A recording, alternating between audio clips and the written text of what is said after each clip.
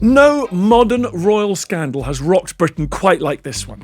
The British king chose to sacrifice his birthright, take off his crown, throw off his crown, and step down from the throne for love. I'm, of course, talking about the scandalous marriage between King Edward VIII and Wallis Simpson, the twice divorced American socialite, hated by the press, called a tart by JFK, and that woman by the Queen Mother. Edward and Wallis's relationship caused not just a rift in the family, but a constitutional crisis. He was head of the Church of England. It was not supposed to be allowed to remarry after divorce.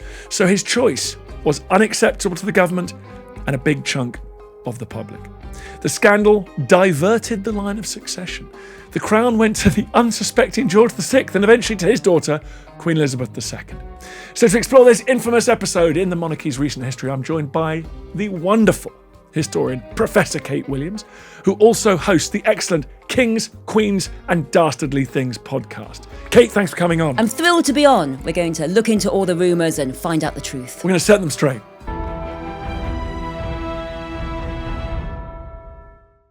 Kate Williams, great to have you on the podcast. Good to see you, Dan. Oh, it's good to see you. Well, this is one of the great stories.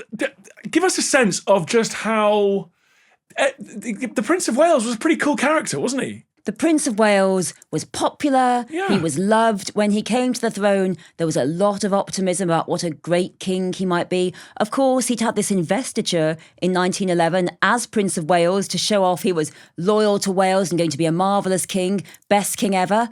Not quite that story. No, it all goes wrong pretty quick. But he has movie star looks.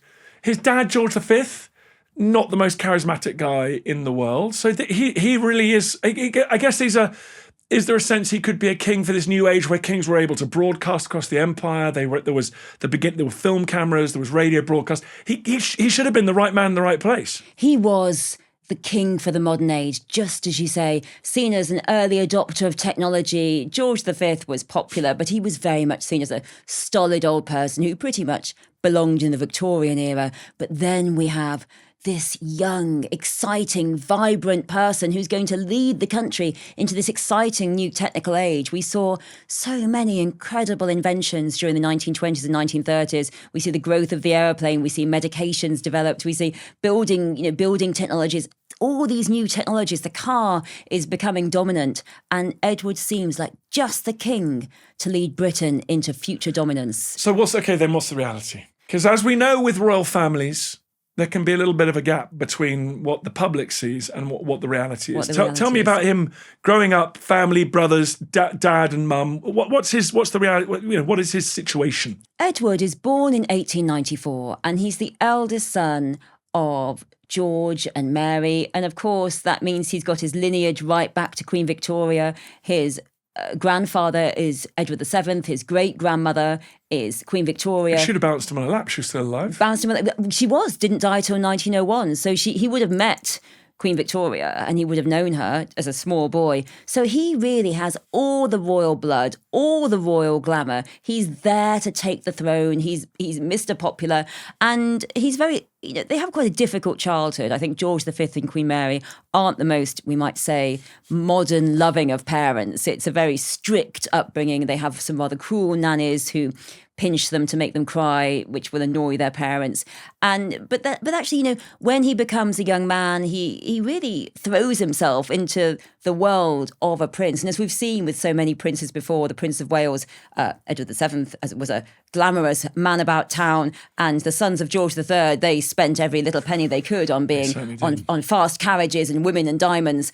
This was really, Edward comes into this role of Prince of Wales and he's seen as a real glamour boy. Now, but what he also wants, which is very significant, is he does want to go to war with the other young men. He really wants to fight with the other young men. And that's denied, really, because he would be too much of a kidnap risk, too much of a security risk. Yeah, so he feels he wants to go to the trenches. His brother goes and fights the Navy. His brother's at the Battle of Jutland, the future George VI. So he feels a bit insecure about that. He's not allowed to go and get involved. Yes, he tours and sees the suffering firsthand, but he's not allowed to be part of it. Okay, so he's not happy about that. And as Prince of Wales, is he doing those kind of photo calls? He's visiting the troops on the front line. What's his role through the 20s and 30s? Prince of Wales, his role is one of royal visits, and when he comes, he's so popular. And there is this thought, this thinking, that he sees more of the suffering of the working class because, of course, we see post in 1926 the general strike, which is just before the birth of his niece Elizabeth II, the general strike and the suffering of the working classes who fought so hard in World War One. They're now saying, what do we get back? So it is generally thought that he is someone who hears the working man, he understands the working man, and when it's famously said that when he's touring and sees poverty, he says something must be done. So there are great hopes that he's not just a modern, technical, advanced king. He's also a very intelligent king, very handsome, movie star looks, as you say, but also that he's the kind of king that's going to give something that help the working classes and really pay them back for this huge sacrifice they made in World War One. Is there something modern about the way that his mum had been a European princess? You're coming off a period where monarchs are just, and heirs to the throne are expected to marry European royalty. Is he expected to do that? What's going on with his love life? Is his dad trying to hook him up with some, German princess? Edward really is quite a modern man, and I think the idea is he's going to be allowed to make his own choice. He's going to be allowed to make his own choice among the British aristocracy, just as George VI does, the future George VI, his little brother, when he marries Elizabeth Bowes-Lyon. So I think that's going to be the vision, that he's going to make this kind of alliance, because post World War One, the idea of making a German alliance is going to be... Well, there aren't many royals left. There aren't many royals left. You can't have the Catholic ones. You're right. Most of the royals are dead, and the other ones that are still there are seen as the enemies. So the idea that Queen Victoria had, that marrying all her children, grandchildren and great-grandchildren into the royal families of Europe was going to create lasting peace, had been shattered by World War One. The opposite. So the idea, quite the opposite, actually made it worse. Yeah. So the Cousins' War. So really what you see with Edward is that, with David, as the family called him, is that, you can probably make your own choice, but the right type of young lady, and that would mean aristocratic, that would mean young, that would mean a virgin. Okay. And that's not who he wants to date. And so who does he want to date? He wants to date the older, married woman. And in that, he's taking after Grandpa. Grandpa, Edward VII, he liked a married woman. He liked a nice, older, married woman. Because you know what's really great about a married woman? I can't answer that question. You tell me. You can hide the pregnancy. Okay, right. If she gets pregnant, you can hide it, and you can pay off the gentleman, the husband, with various estates, and that's the marvelous answer. So he likes a married lady, but increasingly he doesn't necessarily choose the married ladies of the British aristocracy whose husbands turned a blind eye when it was Edward VII, including, of course, Mrs. Keppel's husband turned a blind eye. He likes the American lady. He likes these glamorous, fun, rich Americans who are, I would say, really almost flooding into London at this point in the late 1920s, early 1930s. They are coming into London. They've got money, they've got glamour, they've got all these wonderful innovations in America, and he's fascinated by them. But they have a huge weakness for a prince. They have a weakness for a prince. And do you know what his chat-up line to Wallis Simpson is? No, I don't. He says, I hear you've got good central heating in America. And she says, I love this, she says, everyone asks me about central heating. I don't want to talk any more about central heating. Find something better. So that's how he sees Americans, newfangled inventions. And there's no deference. Yeah, they answer back. None of this deference. I expect you to entertain me. So he gets very fond of all these American ladies, and he has a mistress. He's got a few mistresses. So various married, older, intelligent hostesses, the great hostesses.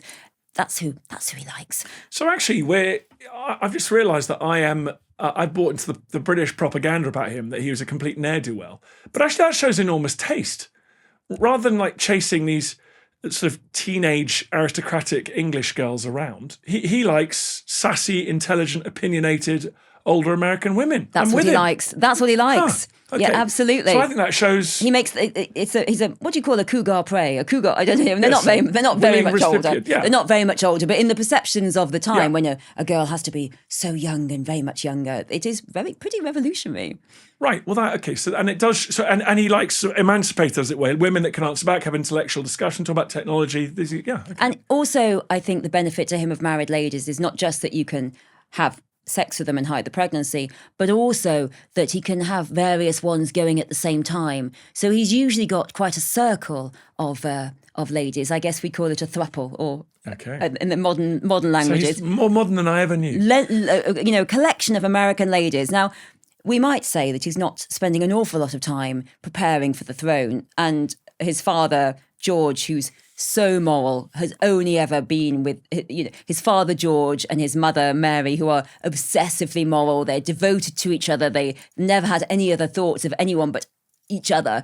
They find it totally baffling, the behaviour of the Prince of Wales, and it's kept out of the newspapers because it's not really appropriate. This isn't what the Prince of Wales is supposed to be doing. Well, you say that, but every single descendant of George I was, nearly all of them were complete wrong-uns. Complete When it came wrong-uns. to their romantic lives. I don't think he thought it wasn't appropriate. You should have read a family history. Read a book. family history. Oof. Okay, anyway, so we've got Prince Edward, whose real name was David. They family called him David. Okay. It was his middle name. That was middle name. It's his middle name. Always complicated.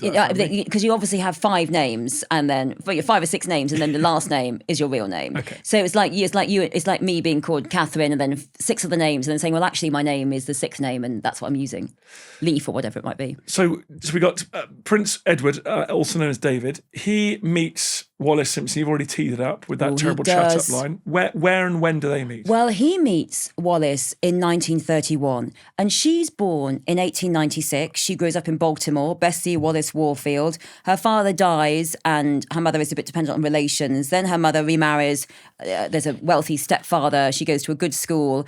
And Wallis marries, age 20, Win Spencer, a naval aviator. Now, he seems great on paper, but it's not a good marriage. He drinks, he's abusive.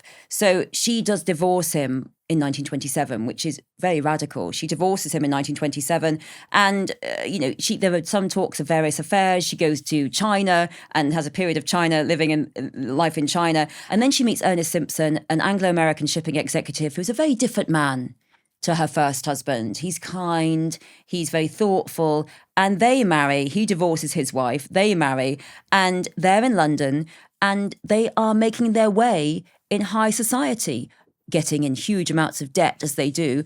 But because I think, you can find this sometimes, can't you? And I've certainly had friends who've gone to live in other countries who found this, that you can live in other countries and the hierarchies and the networks that are so important in your home country are overturned. And perhaps you can head faster up the social scale if you're an expat, that you wouldn't be allowed to do in the United States because you're not part of the right social grouping. In London, you can be free. So they are having these gigantic parties. They have a huge flat in Mayfair.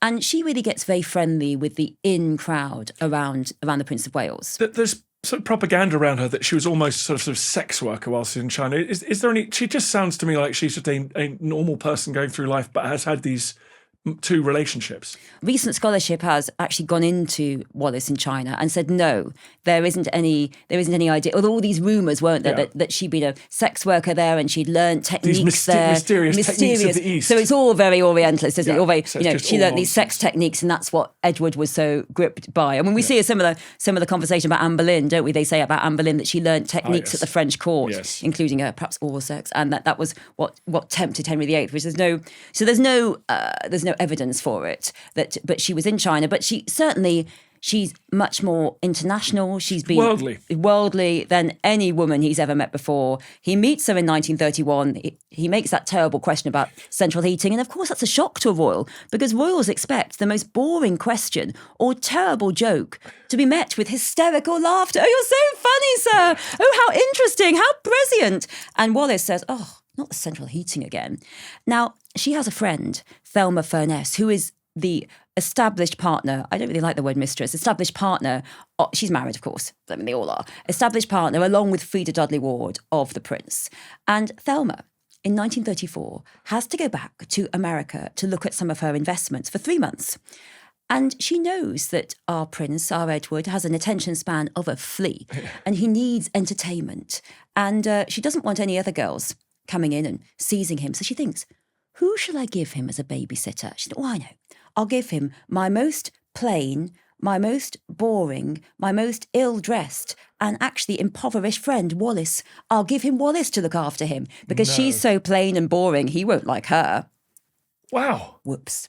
So she wasn't super glamorous conventionally? Not as glamorous as the other women around her. Not as glamorous, not as well-dressed, not as well-connected, not as rich, and not seen as witty, even though she was actually very witty. I think actually she was these things, but everyone rather looked down a bit upon her because she hadn't got a particularly glamorous marriage. So Thelma says, Wallis, look after David while I'm away. I'm back in 3 months. She gets back 3 months.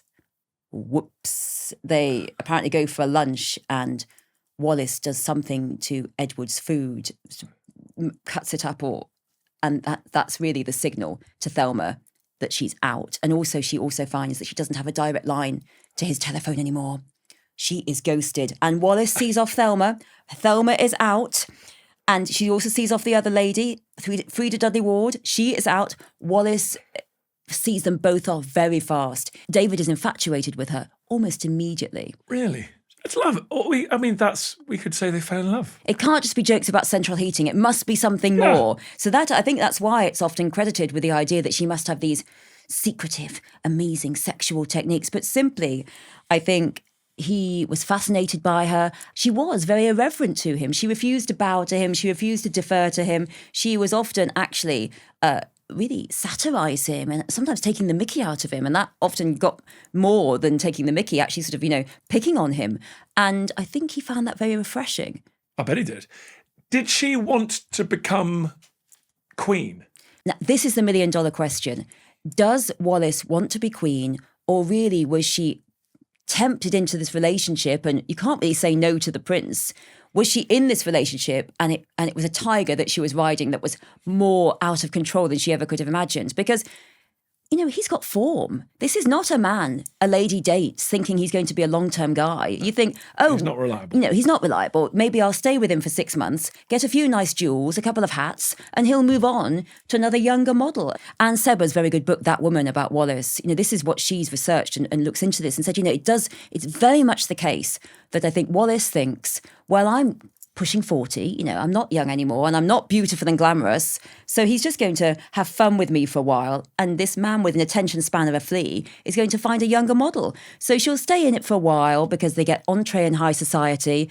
Ernest Simpson is really quite pleased about this. Entree in high society. He's happy that his wife he doesn't really mind at this point. Presents, he showers jewels on her. So at this point, it seems win-win.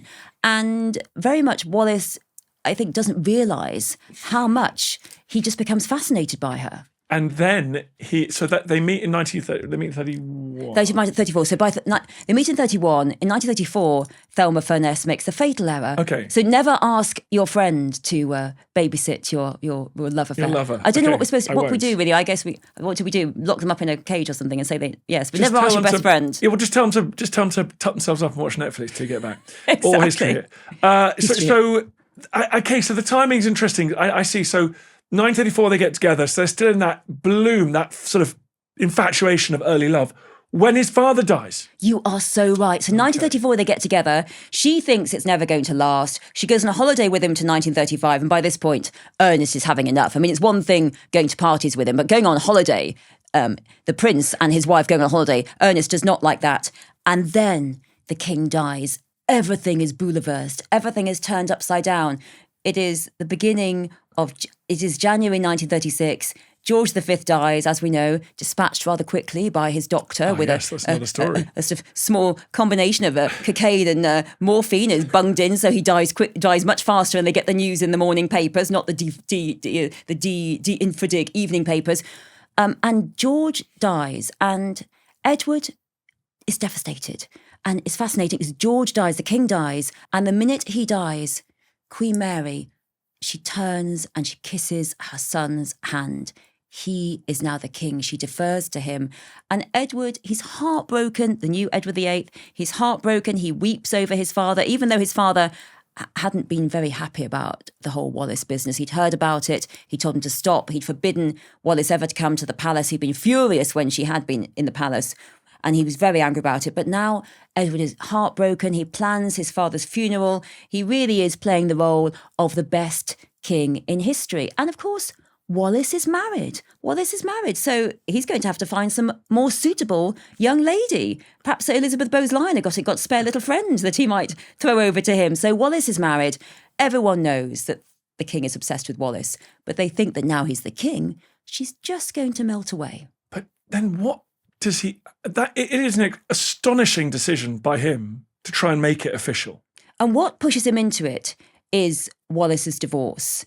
Now, Wallis feels rather bad for poor old Ernest Simpson, poor old cuckold. And so, you know what she does? She asks her old school friend, Mary Kirk, to look after him. And what happens? He falls in love with Mary. Wow, there's a lot of looking after. Yes, I know. Extensive 1930s babysitting. Yeah, so yes, never, as we say, if your husband or spouse or your lover or your wife is going away, tell them to stay in bed and get takeaway. Mary and Ernest fall in love, and Ernest decides he's had enough of his wife with the king, and he says, we've got to get divorced. He actually goes to Edward and he says, surely you'll never marry Wallis. And Edward says, oh, I will marry her.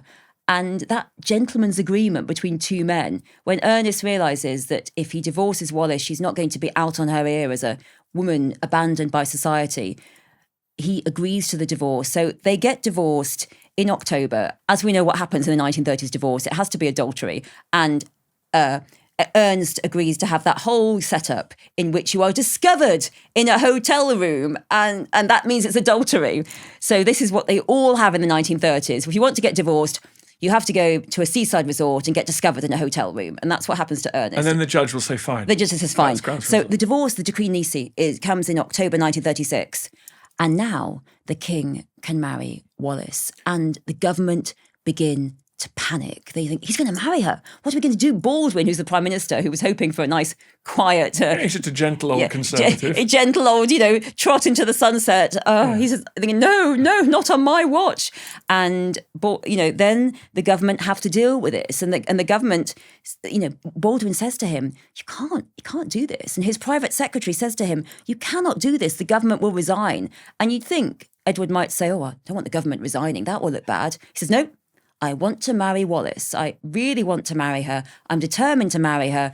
And so we have a gigantic constitutional crisis on their hands that he wants to marry her. And the problem is that he is head of the Church of England and she has two husbands still living. Perhaps if they'd been dead, it might have been a different matter. But she is twice divorced. She cannot marry a divorcee.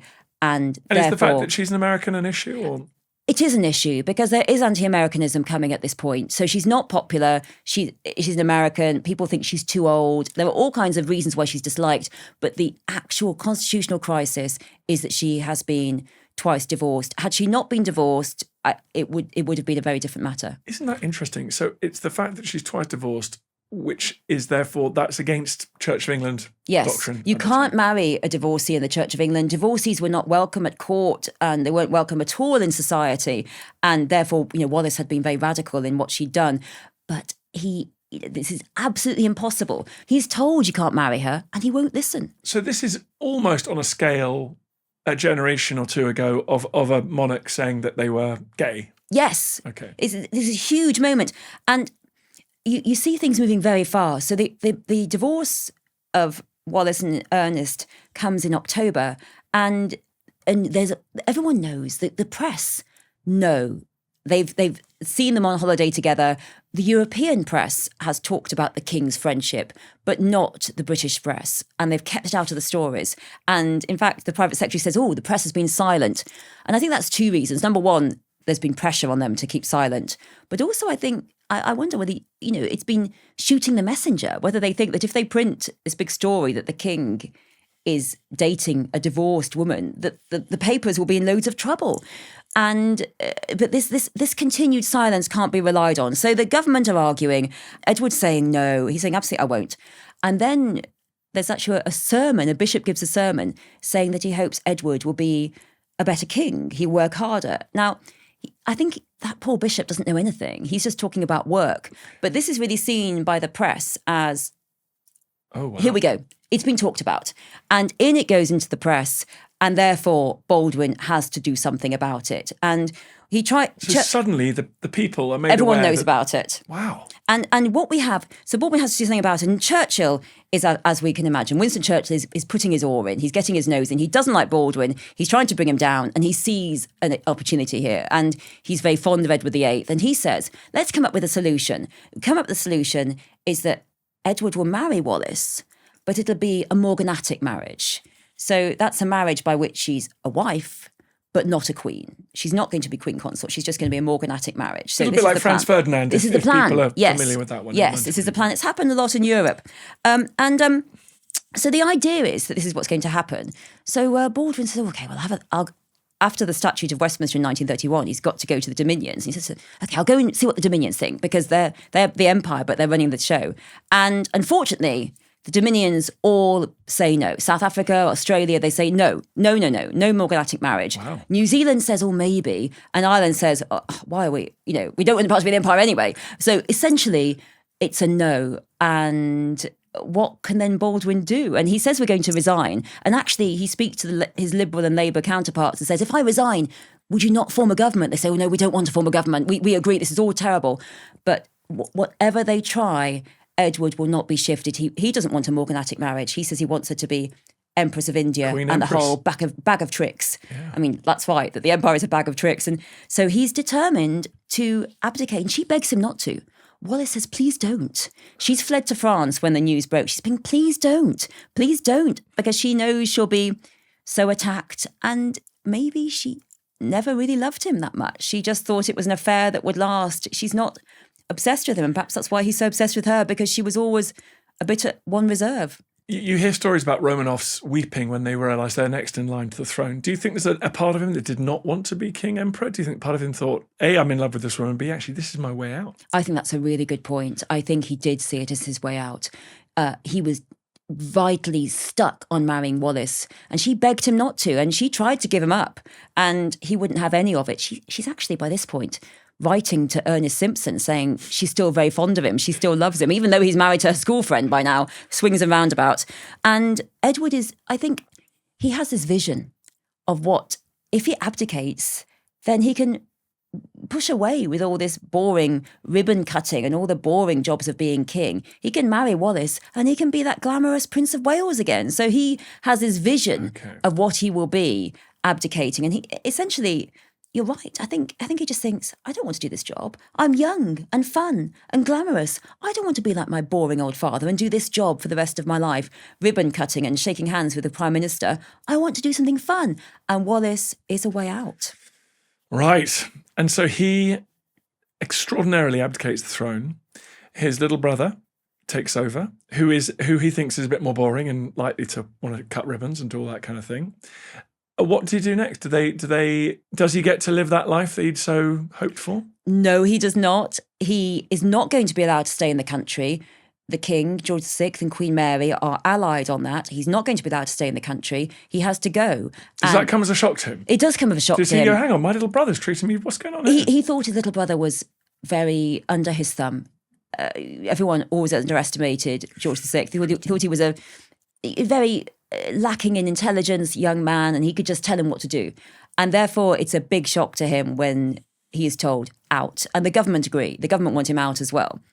He goes to Austria, and there he spends the whole time. Andrew Lowney wrote about this very well in his very good book, Traitor, and he said he spends the whole time on the phone saying, how much money can I have? I want money. Give me more money. And he's basically sort of blackmailing the royal family. He also ran off with bits and pieces of jewellery when he left. He ran off with the Prince of Wales coronet. So he runs off with the Prince of Wales's crown that he was crowned with in 1911. He runs off with that. So when Prince Charles gets invested as Prince of Wales in 1969 in Carnarvon Castle, they haven't got a crown. They have to make a sort of makeshift one and put a ping pong ball and spray gold on top because they haven't got one, because Edward's run off with it and they don't want to ask it back. So he's in Austria. He can't be with Wallis. She's in France. Her divorce is not fully through yet. So he's in Austria, complaining, ringing up, saying, I want more money. And then finally her divorce goes through in May 1937. And They marry in France on June the 3rd. Oh, that's quick work. It's quick work. He marries her super quickly, and now he's a newlywed, and now he's out on his ear. What is he going to do? He wants to be Prince of Wales, and he's out on his ear.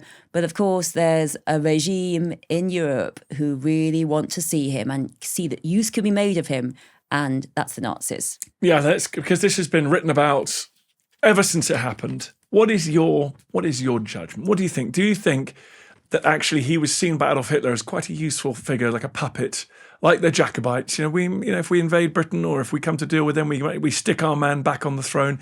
And do you think he was willing, a participant in that sort of, however loose conspiracy it was? So this is the question about Edward. Does he know what Hitler's plans are for him? Hitler's plans are when he invades, he'll put Edward on the throne, he'll be a puppet king. Does he know that? And does he support Hitler in that? And there are so many different questions about this. But I think it's very clear that certainly in the 1930s, in 1937, October 1937, when he and Wallis go to Germany and they meet Goebbels and they meet Goering, and then he meets up with Hitler, has a private meeting with Hitler, that he loves the accolades. He loves what he gets in Germany. They treat him like a king. They treat Wallis like a queen. Ooh. And that is very important to him. And that's what he wants. He wants her. She can't be HRH. She hasn't been allowed to have that. She's treated as a queen, as HRH. It's all marvellous. And so he has this private meeting with Hitler, and we don't know what's said there. We don't know what they discuss, but there's a photo opportunity. They go all around Nazi Germany. And of course, by this point, Jews have been excluded from professions. There are restrictions. The idea of the anti-Semitism, it's become a policy. You know it's happening. And then it's only going to be a year later when there's Kristallnacht and all the Jewish businesses are vandalized. So it is there. Everyone knows about it, and yet he carries on. Now Edward himself says later, he says, I was taken in by Hitler. He took me in because I believed he was the only ballast against communism. That's what he says. But certainly he loves the accolade that Hitler gives him. And when the Nazis invade France, Edward and Wallis flee. They head down first to Spain, then they head to Portugal. And this is the question. Is he involved? Is he giving information to German spies? They stay with a banker who actually is a German asset. And is he passing on information? And there are these many files that are found in 1945 in which there's all about these Hitler's plans and the Germans' plans, in which, it suggests that maybe he could encourage Britain to a peace, and the idea for doing this would be mass bombing of Britain, and then they'll come to a peace with Germany. How much the Duke knew about it or not, Andrew Lowney says he does. Many other biographers said he doesn't really know about it. It's a question I think we'll never know. But it's interesting, isn't it, Dan? Because this is a different story, but Anthony Blunt, who's later unmasked as the spy, who gave away so many secrets in World War II, he goes over on a secret mission after World War II for the royal family, accompanied by the royal librarian, to get documents. And they say they're all about Princess Vicky, Victoria's daughter. I mean, I don't know why they would be her letters, and a few crowns. But I think what he's really going to try and find are those files about the Duke of Windsor. That's what he's really supposed to be looking for. And obviously, many of them he doesn't find, and they are found and exposed and found by American officers. So the Brits send a special expedition to the ruins of Berlin to comb through them and try and find these files. And yes, what they want. Because they want to protect the reputation of Queen Victoria's oldest daughter. Yes, that's right. Come on. Princess Vicky. Come on. Yes, yes, Princess Vicky and Victoria might have said a few... Kaiser Wilhelm's mum. They might have said something. So their extensive correspondence, that's what this secret mission is for. Sure. They want to go to all these castles and check and get hold of them before the Americans do. They also bring back a few bits and pieces of treasure, I think, that they want to make sure that aren't taken. But that's what I think they're really looking for, is Duke of Windsor letters, because...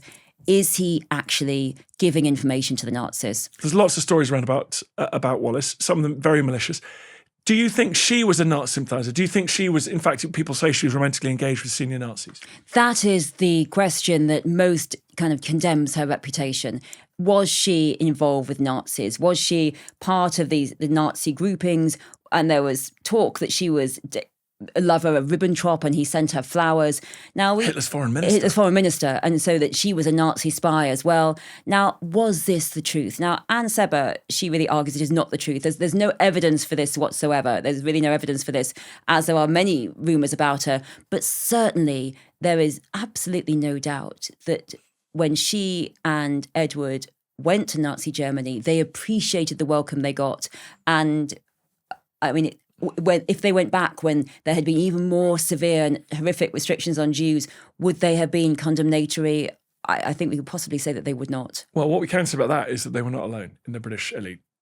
No. The wide swathes of the British Conservative elite in particular were quite, prepared to... And you know, we that footage came out a couple of years ago, didn't it? Of even before Edward abdicated, there he is doing a Nazi salute and encouraging the Queen Mother and the princesses to do it as well. Of course, Elizabeth and Margaret were children; they didn't understand. But there he is already seeing Nazism as he thought, as he later said, he thought it was some kind of liberation from communism, this total disaster. So I think Wallis probably wasn't a Nazi spy or a Nazi agent, but if the Nazis had invaded, I really can't see her and Edward saying absolutely not to be put on the throne.